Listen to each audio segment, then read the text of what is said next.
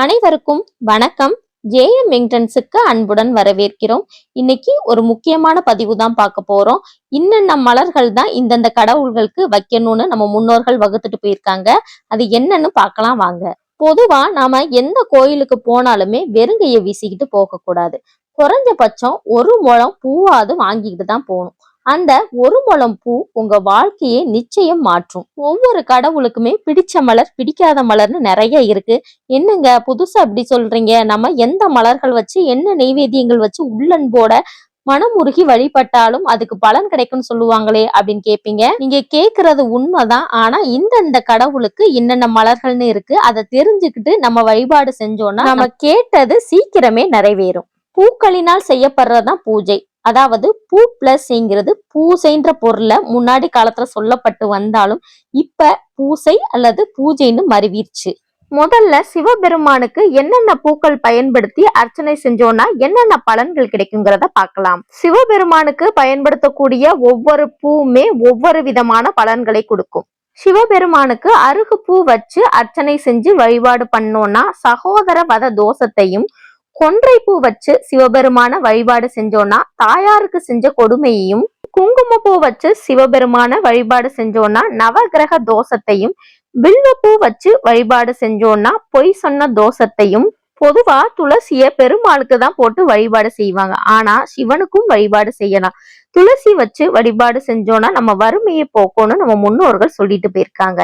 கொங்கு பூவில் சரஸ்வதியையும், அலரி பூவில் பிரம்மாவும், வன்னி பத்திரத்தில் அக்கினியும், நந்தியா வட்டத்தில் நந்தி தேவரும், புன்னை பூவில் வாயுவும், எருக்கில் சூரியனும், செண்பகப்பூவில் செவ்வேலும், வில்வத்தில் லட்சுமியும், கொக்கருகு பூவில் விஷ்ணுவும், மாவிலங்கில் வர்ணனும், மகிழம்பூவில் சயசையும், வாகை பூவில் நிருதியையும், சாடிப்பூவில் ஈசனையும், செங்கழுநீர் பூவில் பருதியையும், குமுதப்பூவில் திங்களையும், மந்தாரப்பூவில் இந்திரனையும், ஊமத்தம் பூவில் குபேரனையும், தாமரை பூவில் சிவபெருமானையும், நீலோர் பவத்திலும் வாசனை மிகுந்த பூக்களில் உமாதேவியரும் நாம வணங்கணும்னா அதற்குரிய பலனே வேற மாதிரி இருக்கும். நாம பூஜைக்குன்னு பயன்படுத்தக்கூடிய பூக்கள் கட்டாயம் வாசனையுள்ள பூக்களா தான் இருக்கணும். வாசனை இல்லாத பூக்களை பயன்படுத்த கூடாது. நாம பூஜை செய்யக்கூடிய நேரம் காலை, மாலை அல்லது மதிய நேரமா இருந்தது அப்படின்னா என்னென்ன வேலைகளுக்கு என்னென்ன பூக்கள் பயன்படுத்தணுங்கிறத பார்க்கலாம். வெள்ளை நிறம் கொண்ட வெள்ளருக்கு, வெள்ளை அரளி, பிச்சி, சிறு செண்பகம், மந்தாரை, கொக்கரகு, புன்னை, நந்தியாவட்டை, மல்லிகை, முல்லை, தும்பை, இந்த மாதிரி வெள்ளை நிறம் கொண்ட பூக்களை மாலை நேரத்துல வழிபாடு செஞ்சு பூஜைகள் செஞ்சு வழிபட்டோம்னா பேரானந்தத்தையும் மோட்சத்தையும் அடைவாங்க. சிவப்பு நிறம் கொண்ட செந்தாமரை, பட்டி, செவ்வரளி, செங்கடம்பு, செம்பருத்தி, இந்த மாதிரி சிவப்பு நிற வண்ணங்கள் கொண்ட பூக்களை பயன்படுத்தி மதிய நேரத்துல பூஜைகள் செஞ்சோம்னா போகத்தை அடைவார்கள். பொன்னிறம் கொண்ட பூக்களான கொன்றை, செண்பகம், தங்க அரளி, செவ்வந்தி போன்ற பூக்களை பயன்படுத்தி விடியற் காலையில வழிபாடு செஞ்சோம்னா போகம் மோட்சம் ரெண்டையும் அடையலாம். பூக்கள்லயே சிறந்த பூ தாமரை பூ தான். விநாயகர் சதுர்த்தி தவிர மற்ற நாட்களில் விநாயகருக்கு நம்ம துளசி பயன்படுத்த கூடாது. வாடி போன பூக்கள், அழுகி போன பூக்கள், பூச்சி கடிச்ச பூக்கள், முடி அல்லது புழு இதெல்லாம் பூக்கள்ல இருந்துச்சு, காஞ்ச பூக்கள், நம்ம மோந்து பார்த்த பூக்கள், தரையில விழுந்த பூக்கள்லாம் அர்ச்சனைக்கு பயன்படுத்த கூடாது. சிவனுக்கு தாளம்பூ வைக்க கூடாது. விஷ்ணுவுக்கு அட்சதையால் அர்ச்சனை செய்யக்கூடாது. லட்சுமிக்கு தும்பை பூ வைக்க கூடாது. சரஸ்வதிக்கு பவளமல்லி பூ வைக்க கூடாது.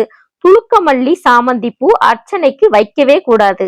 முழு பூவாதான் எடுத்து அர்ச்சனை செய்யணுமே தவிர தனித்தனி இதழ்களை எக்காரணம் கொண்டு பிச்சு போட்டு அர்ச்சனை செய்யக்கூடாது. வெண்மையான நிறம் கொண்ட பூக்கள் எல்லாமே சாத்வீக குணம் கொண்ட பூக்கள்.